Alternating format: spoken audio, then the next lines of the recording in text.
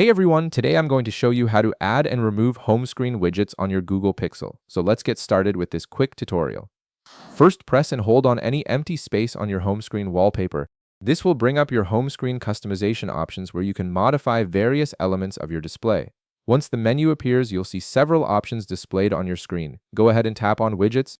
This will open up the widget gallery where you can browse through all available widgets for your device. Now you'll see the featured widgets section, which displays some of the most popular and commonly used widgets. These are quick access options that Google highlights for easy selection. However, if you don't see the specific widget you're looking for in this featured section, simply tap the Browse button located at the bottom of your screen. This will give you access to the full library of widgets available on your Pixel.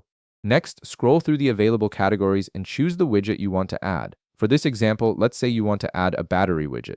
Tap on the battery category to expand it and view the different battery widget styles available. You'll now see different size and style options for the battery widget. Select the specific widget design you prefer by tapping on it. Once you've made your selection, tap the Add button. This will instantly place the widget onto your home screen where you can position it exactly where you want it.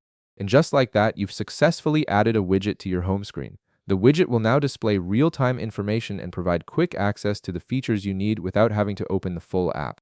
Now, if you ever want to remove a widget from your home screen, the process is just as simple. Press and hold on the widget you want to remove. This will activate the editing mode and bring up several options. From the menu that appears, tap Remove.